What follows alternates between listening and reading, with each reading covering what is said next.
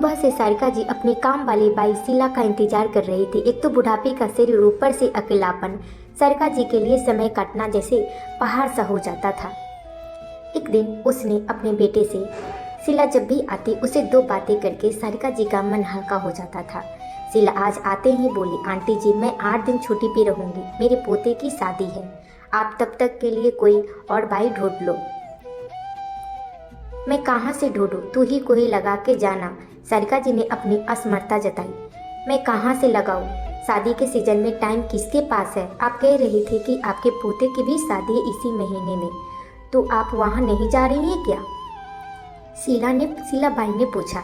कहकर शीला तो काम पर लग गई, पर सारिका जी के जख्म हरे हो गए। ना चाहते हुए भी सारिका जी की आंखों के सामने अतीत की सारी कड़वी यादें चलचित्र की तरह घूमने लगी। ज्यादा नहीं, बस 6 महीने पहले की बात है।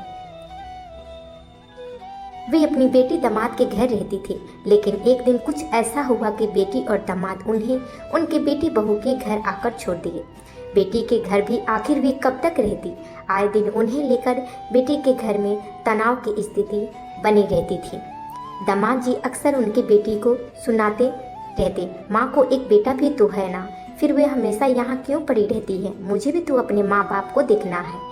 सारिका जी नहीं चाहती थी कि उनके कारण उनकी बेटी की गृहस्थी पर कोई भी असर पड़े, इसलिए उन्होंने अपने बेटे बहू के घर रहने का फैसला किया। जैसे ही सारिका जी अपने बेटे के घर में कदम रखा, बहू के तलकी भरे स्वर उनके कानों में पड़े। क्यों, बेटे के घर गुजारा नहीं हुआ क्या? वे खून का घोट पीकर रह गई, कुछ नहीं बोल पाई। अगर मजबूरी ना होती तो वे यहाँ कभी नहीं आती। बहू ने कभी सीधे मुंह उनसे बात तक नहीं की, जब भी बोलती थी जहर ही उगलती थी। आए दिन छोटी छोटी बातों को लेकर बखेरा खड़ा करना जैसे बहू की आदत हो गई थी।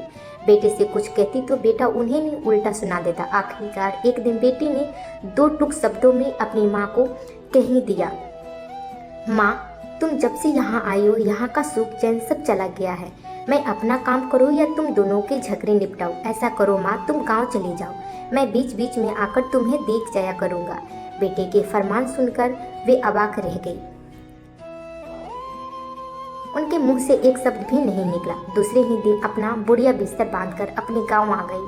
पोते की शादी की खबर भी उन्हें रिश्तेदारों के द्वारा ही मिली। सारिका जी अपने ख्यालों में इस कदर खो गई थी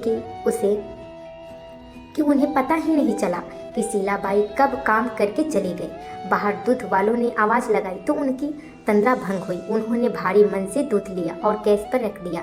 मन ही मन वे अपनी तुलना शीला बाई से करने लगी।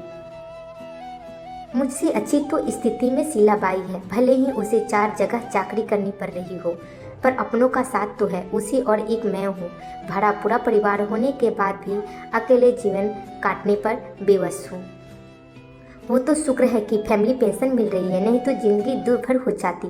मेरी तभी दूध उबलकर गिरने लगी तो सारिका जी ने वर्तमान में लौट आई। दोस्तों, आशा करती हूँ कि आज का ये कहानी आपको ज़रूर पसंद आया होगा। पसंद आए तो प्लीज़ वीडियो को एक लाइक ज़रूर कीजिएगा।